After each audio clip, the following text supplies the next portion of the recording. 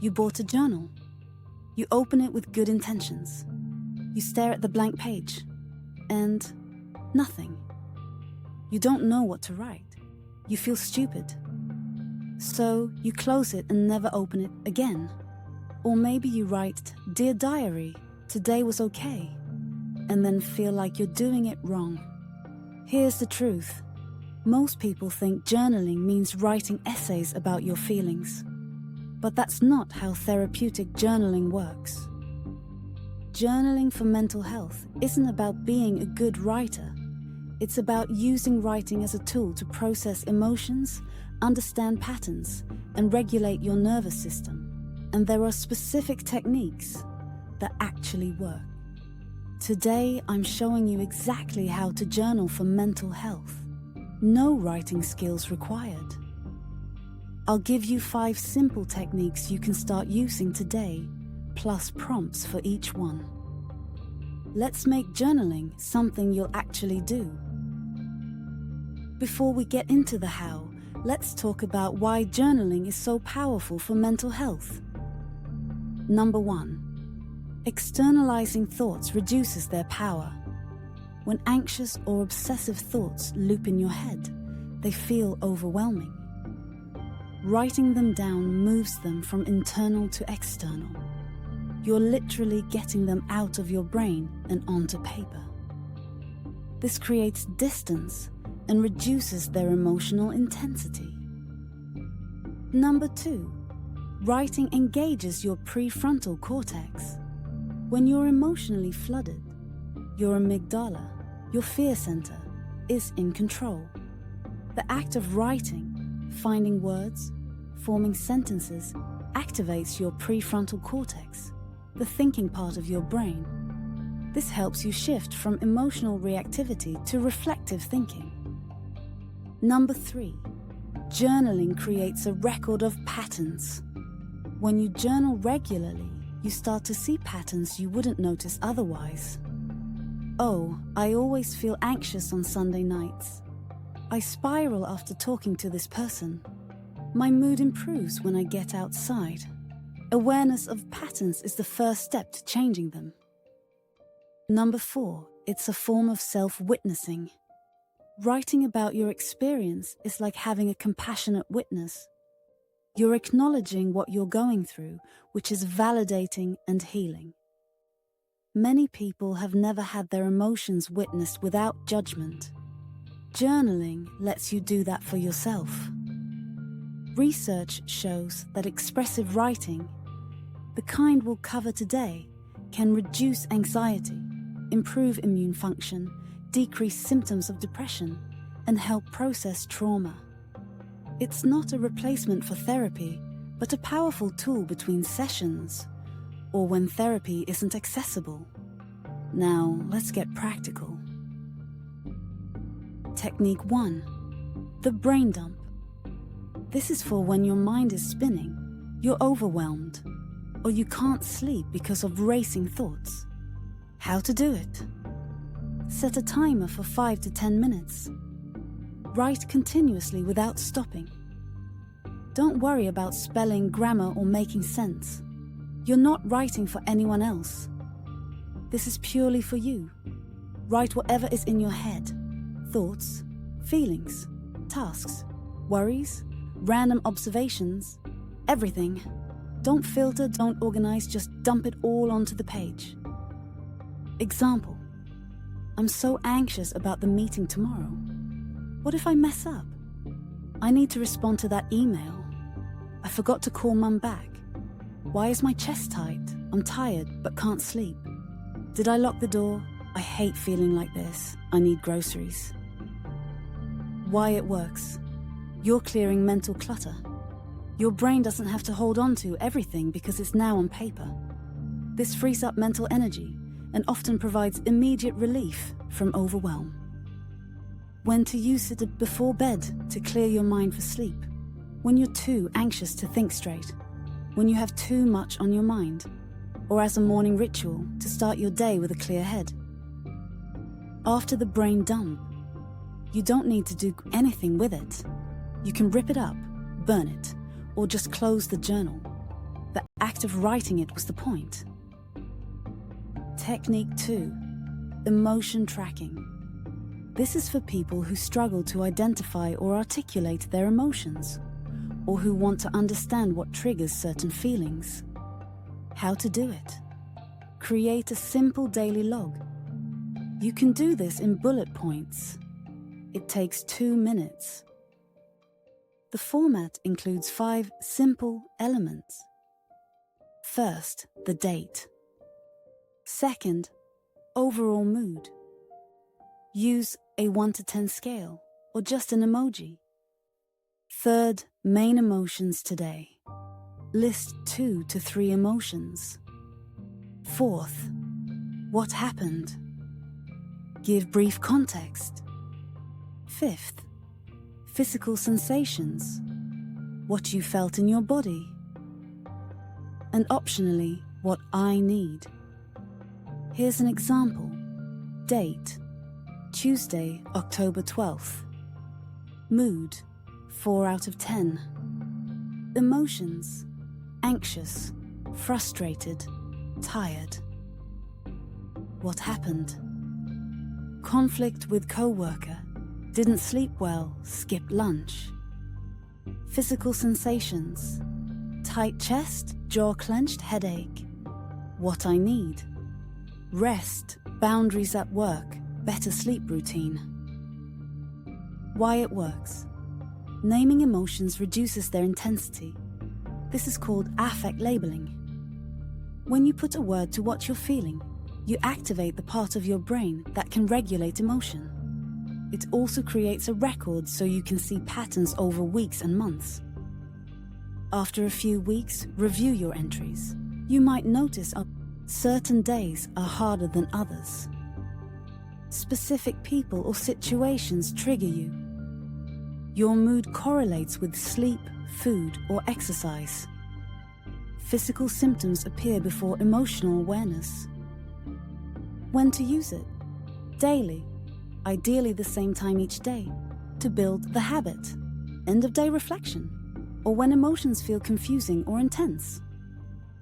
Pro tip: use an emotion wheel to expand your emotional vocabulary beyond good, bad, stressed, or fine. Technique 3. Cognitive Restructuring Journal. This is based on cognitive behavioral therapy, or CBT. It's for when you're stuck in negative or anxious thought patterns and need to challenge them. How to do it? Use a structured format to examine your thoughts. This isn't toxic positivity, it's reality testing. The format has 7 parts. Situation, what happened? Automatic thought, what did I immediately think? Emotion, what did I feel? How intense? Evidence for, what supports this thought? Evidence against, what contradicts it? Alternative thought, what's a more balanced perspective? New emotion, how do I feel now? Here's an example. Situation. Friend didn't respond to my text for 6 hours. Automatic thought. They're mad at me. I did something wrong. They don't want to be my friend anymore. Emotion. Anxious, 8 out of 10, rejected. Evidence for, they usually respond faster. The conversation felt off. Last time. Evidence against. They mentioned being busy today. They've gone quiet before and it was fine. They reached out to hang out last week. Alternative thought. They're probably busy. Even if they're upset about something, I can handle that conversation. One delayed text doesn't mean the friendship is over. New emotion. Slightly anxious, 4 out of 10, more grounded. Why it works. Anxiety and depression distort thinking. When you're in an emotional state, your thoughts feel like facts. This technique creates space to question them. You're not denying your feelings. You're checking if your interpretations are accurate. When to use it: when you're catastrophizing or spiraling, after an anxiety trigger, when you notice cognitive distortions, like all or nothing thinking, mind reading, or fortune telling, or before making decisions based on anxious thoughts. Important: this isn't about forcing positive thinking. Some thoughts are accurate. Someone might actually be upset with you. The point is to reality test instead of assuming. Technique 4: Gratitude Plus. Hard parts. Traditional gratitude journaling can feel toxic when you're struggling.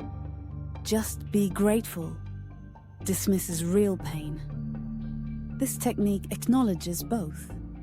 How to do it: write 2 sections every day. Section 1: What was hard today? List 1 to 3 things that were genuinely difficult. Don't minimize, don't fix, just acknowledge. Section 2: What I'm grateful for today. List 1 to 3 things that brought even a tiny bit of light. These can be small. Here's an example. Hard woke up with crushing anxiety. Felt lonely all day. Work stress made me cry. Grateful: my cat curled up with me. The sunset was beautiful for 5 minutes. I asked for help instead of isolating. Why it works: you're not bypassing pain with forced positivity. You're practicing holding both truths. Life is hard right now, and there are still small moments of goodness. This builds resilience and realistic thinking. It also trains your brain to notice small positives without dismissing your struggles. Over time, this can shift your baseline mood, not by denying reality, but by widening your perspective.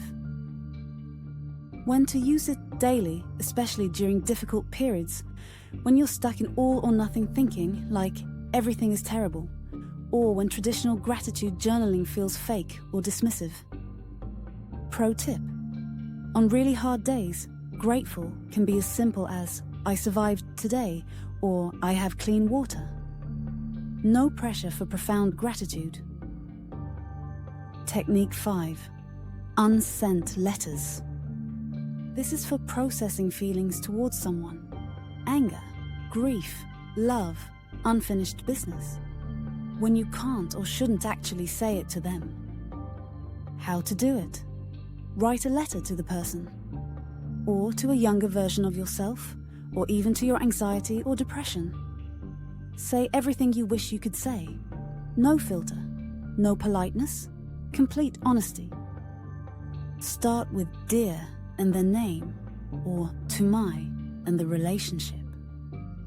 Then write freely about what you're angry about, what you wish had been different, what you needed but didn't get, what you want them to know, what you're letting go of. Example openings: "Dear Dad, I'm angry that you were never emotionally available. To my younger self, I'm sorry I didn't protect you when.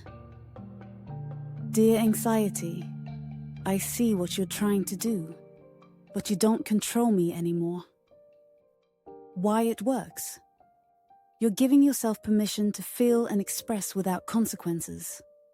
There's no one to manage, no relationship to protect, no performance. It's pure emotional release. Many people report feeling physically lighter after writing unsent letters. You're completing an emotional cycle that was stuck. What to do after: you have several options. Keep it as a document of your healing journey. Burn it as a ritual of release. Do this safely. Rip it up for physical release. Or read it aloud to yourself to witness your own pain. Do not send it. That's not the point. This is about you processing, not about them receiving. when to use it, processing grief or loss, releasing anger safely, healing from past relationships, forgiving yourself, or saying goodbye to who you used to be. Pro tip: you can write multiple letters to the same person over time. Your feelings will change, and that's okay. Now you know 5 techniques. Here's how to actually make journaling stick. Number 1. Start ridiculously small. Don't commit to 30 minutes of journaling. Start with 2 minutes. 1 technique, 3 sentences. Build from there. Consistency beats volume. 5 journal entries of 2 minutes each is better than 0 entries because you set the bar too high. Number 2. Pick your time and anchor it. Choose when you'll journal and attach it to an existing habit. Examples: right after my morning coffee, before bed after brushing teeth, during my lunch break. Number 3. Use what you have. You don't need an expensive journal. Use a cheap notebook, loose paper, your phone's notes app, a Google Doc, or voice memos. Speak your journal. The barrier to entry should be 0. Whatever is easiest for you. Number 4. Let it be messy. Your journal is not a performance. No one will read it. It doesn't need to be neat, organized, or eloquent. Cross out words, swear, draw scribbles, leave pages half-finished. It's a tool, not art. Number 5. Choose 1 technique to start. Don't try all 5 at once. Pick the one that resonates most. Overwhelmed? Try brain dump. Confused about emotions? Try emotion tracking. Anxious thoughts? Try cognitive restructuring. Feeling stuck in negativity? Try gratitude. Plus, hard parts.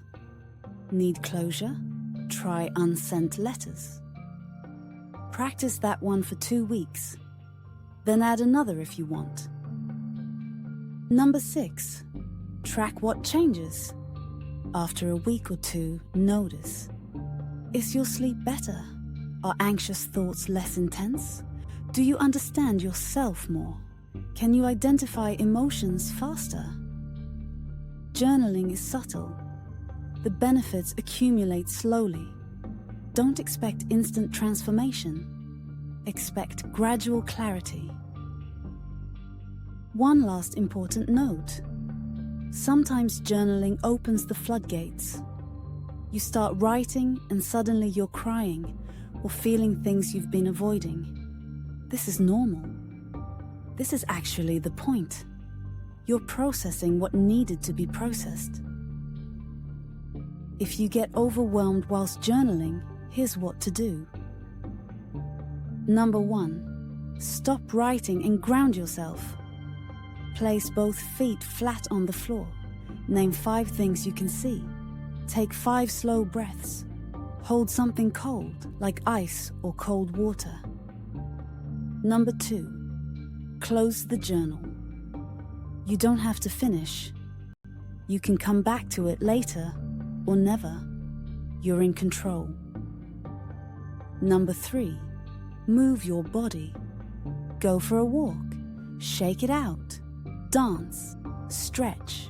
Movement helps process emotion. Number 4. Reach out for support. Text a friend. Call a hotline. If you have a therapist, message them. If journaling consistently brings up trauma or overwhelming emotions, that's a sign you might benefit from working with a therapist. Journaling is powerful, but it's not a substitute for professional support when you need it. Journaling for mental health isn't about perfect prose or daily essays. It's about using writing as a tool to process emotions, understand yourself, and regulate your nervous system. You don't need to be a writer. You don't need an expensive journal. You just need a few minutes and a willingness to be honest with yourself. Start with one technique, try it for a week, see what shifts. Remember, this video is for educational purposes and isn't a substitute for professional mental health care. If journaling brings up overwhelming emotions or trauma, please reach out to a therapist. If this was helpful, consider subscribing to Mindfully Regulated. We explore practical mental health tools that actually work.